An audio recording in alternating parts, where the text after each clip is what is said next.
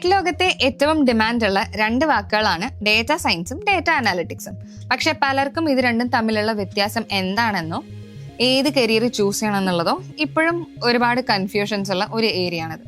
അപ്പൊ നിങ്ങളൊരു സ്റ്റുഡൻറ്റോ അല്ലെങ്കിൽ കരിയർ സ്വിച്ച് ചെയ്യാൻ ആഗ്രഹിക്കുന്ന ഒരാളോ ആണെന്നുണ്ടെങ്കിൽ ഈ വീഡിയോ നിങ്ങൾക്ക് വളരെയധികം ഹെൽപ്ഫുൾ ആയിരിക്കും. അപ്പോൾ ഇന്നത്തെ വീഡിയോയിൽ നമ്മൾ ഈ രണ്ട് ഫീൽഡുകളും തമ്മിലുള്ള വ്യത്യാസം എന്തൊക്കെയാണെന്നും നിങ്ങൾക്ക് ഏതാണ് കൂടുതൽ ചേർന്നതെന്ന് കണ്ടെത്താൻ സഹായിക്കുന്ന ചില കാര്യങ്ങളാണ് ഡിസ്കസ് ചെയ്യാൻ പോകുന്നത്. സോ നമുക്ക് ആദ്യം ഡേറ്റ അനാലിറ്റിക്സിൽ നിന്ന് സ്റ്റാർട്ട് ചെയ്യാം. സോ സിമ്പിളായി പറഞ്ഞാൽ ഒരു ഡേറ്റ അനലിസ്റ്റ് എന്ന് പറയുന്നത് ഒരു ഡിറ്റക്റ്റീവിനെ പോലെയാണ്. അവർ കഴിഞ്ഞു പോയ കാര്യങ്ങളെ കുറിച്ചാണ് പഠിക്കുന്നത്. അതായത് ഒരു കമ്പനിയുടെ പഴയ ഡേറ്റ എടുത്ത് അതിൽ നിന്ന് ചില കാര്യങ്ങൾ കണ്ടെത്തുന്നു. സോ ഒരു ഡേറ്റ അനലിസ്റ്റ് പ്രധാനമായിട്ടും ചോദിക്കുന്ന ചോദ്യങ്ങൾ ഇതൊക്കെയാണ്. ലൈക്ക് എന്താണ് സംഭവിച്ചത്, എന്തുകൊണ്ടത് സംഭവിച്ചു, അങ്ങനെയുള്ള ഓരോ കാര്യങ്ങൾ. ഫോർ എക്സാമ്പിൾ, ഒരു ഓൺലൈൻ സ്റ്റോറിന്റെ കഴിഞ്ഞ മാസത്തെ സെയിൽസ് നമ്മൾ കണക്കെടുക്കുകയാണെന്നുണ്ടെങ്കിൽ എന്തുകൊണ്ടാണ് സെയിൽസ് കുറഞ്ഞതെന്ന് ഡേറ്റ അനലിസ്റ്റ് കണ്ടെത്തും. സോ അവർ എന്തൊക്കെയാണ് അവിടെ ചെയ്യുന്നത്? ഡേറ്റ കളക്ട് ചെയ്യുന്നു, അത് ക്ലീൻ ചെയ്യുന്നു, എന്നിട്ട് റിപ്പോർട്ട്സും ഡാഷ്ബോർഡ്സും ഒക്കെ ഉണ്ടാക്കിയിട്ട് അത് മാനേജ്മെന്റിന് കൊടുക്കും. ഒരു ഡേറ്റ അനലിസ്റ്റിന്റെ ഇമ്പോർട്ടൻറ്റ് ഡ്യൂട്ടീസ് എന്ന് പറയുന്നത് ഡേറ്റ കളക്ട് ചെയ്യുക, ക്ലീൻ ചെയ്യുക, ട്രെൻഡ്സ് കണ്ടുപിടിക്കുക എന്നതൊക്കെയാണ്. അതുകൂടാതെ ബ്യൂട്ടിഫുൾ ആയിട്ടുള്ള റിപ്പോർട്ട്സും ഡാഷ്ബോർഡ്സും ഒക്കെ ക്രിയേറ്റ് ചെയ്യുക എന്നുള്ളതും കൂടെ ഇവരുടെ ഡ്യൂട്ടീസിൽ പെടുന്നുണ്ട്. ഇതിനായി ഇവർ excel, SQL, tableau, power BI പോലുള്ള ടൂൾസ് ആണ് പ്രധാനമായിട്ടും ഉപയോഗിക്കുന്നത്. ഇനി നമുക്ക് ഡേറ്റ സയൻസിലേക്ക് വരാം. സോ ഡേറ്റ അനലിസ്റ്റ് ഒരു ഡിറ്റക്റ്റീവ് ആണെങ്കിൽ ഡേറ്റ സയന്റിസ്റ്റ് ഒരു ആസ്ട്രോളജർ പോലെയാണ് ആക്ട് ചെയ്യുന്നത്. അവർ പ്രഡിക്ഷൻ ആണ് ചെയ്യുന്നത്, ലൈക്ക് ഫ്യൂച്ചറിൽ എന്ത് സംഭവിക്കും. സോ ഡേറ്റ സയന്റിസ്റ്റ് പഴയ ഡേറ്റ ഉപയോഗിച്ച് ഫ്യൂച്ചറിൽ എന്ത് സംഭവിക്കുമെന്ന് പ്രെഡിക്റ്റ് ചെയ്യാനായിട്ടാണ് ശ്രമിക്കുന്നത്.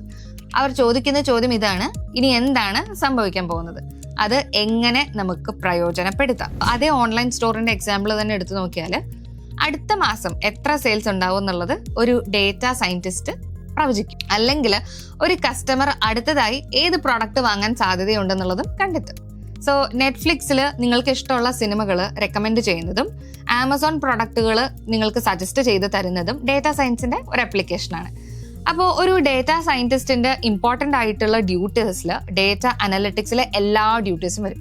അതിന് പുറമെ മെഷീൻ ലേണിംഗ് മോഡൽസ് ഉണ്ടാക്കുക, സ്റ്റാറ്റിസ്റ്റിക്സും പ്രോഗ്രാമിങ്ങും ഉപയോഗിച്ച് പ്രെഡിക്ഷൻസ് നടത്തുക എന്നിവയൊക്കെ അവരുടെ ഡ്യൂട്ടീസിൽ വരുന്നതാണ്.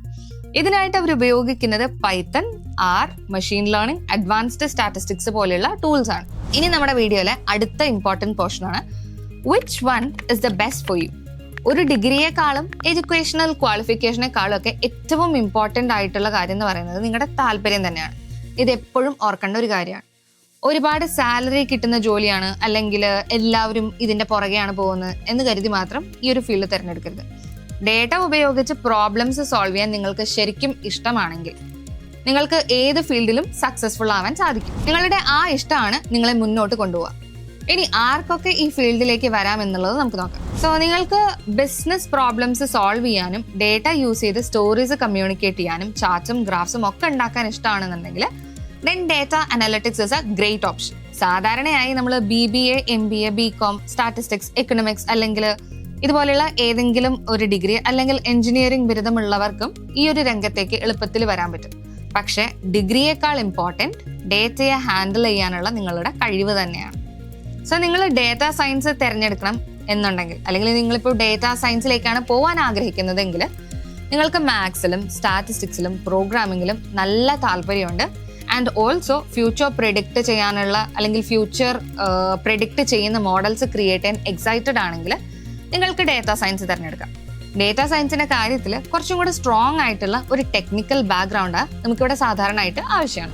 Computer science, IT, statistics, mathematics പോലെയുള്ള വിഷയങ്ങളിൽ ഡിഗ്രി ഉള്ളവർക്ക് ഇത് കൂടുതൽ എളുപ്പമായിരിക്കും. കാരണം ഇവിടെ മാത്സിലും പ്രോഗ്രാമിങ്ങിലും നല്ലൊരു ബേസ് ആവശ്യമാണ്. അപ്പോൾ ഒരു കാര്യം മാത്രം ഓർക്കുക, ഡേറ്റ അനലിറ്റിക്സിൽ തുടങ്ങി പിന്നീട് ഡേറ്റ സയൻസിലേക്ക് മാറുന്ന ഒരുപാട് പേരുണ്ട്. ആൻഡ് അതൊരു നല്ലൊരു കരിയർ പാത്താണ്. സോ ചുരുക്കി പറഞ്ഞാൽ ഡേറ്റ അനലിറ്റിക്സ് പാസ്റ്റിനെ നോക്കുന്നു, ഡേറ്റ സയൻസ് എന്ന് പറയുന്നത് ഫ്യൂച്ചറിനെയാണ് പ്രെഡിക്റ്റ് ചെയ്യുന്നത്. സോ രണ്ടും ഗ്രേറ്റ് കരിയർ ഓപ്ഷൻസ് ആണ്. രണ്ടിലും ധാരാളം അവസരങ്ങളുണ്ട്. നിങ്ങളുടെ എഡ്യൂക്കേഷണൽ ബാക്ക്ഗ്രൗണ്ടും അതിലുപരി താല്പര്യവും അനുസരിച്ച് ഇതിൽ ഏത് വേണമെന്ന് നിങ്ങൾക്ക് തീരുമാനിക്കാം. സോ ഈ വിഷയത്തെക്കുറിച്ച് നിങ്ങൾക്ക് എന്തെങ്കിലും സംശയങ്ങളുണ്ടെങ്കിൽ താഴെ കമന്റ് ബോക്സിൽ ചോദിക്കാവുന്നതാണ്. ഈ വീഡിയോ ഇഷ്ടപ്പെട്ടാൽ ലൈക്ക് ചെയ്യുക, നിങ്ങളുടെ ഫ്രണ്ട്സിനെ ഷെയർ ചെയ്യുക. ഇതുപോലെ കൂടുതൽ ഇൻഫോർമേറ്റീവ് വീഡിയോസിനായി ഈ ചാനൽ ഒന്ന് സബ്സ്ക്രൈബ് ചെയ്യുക. അടുത്തൊരു വീഡിയോയിൽ കാണാം. അതുവരെ ഹാപ്പി ലേണിംഗ്.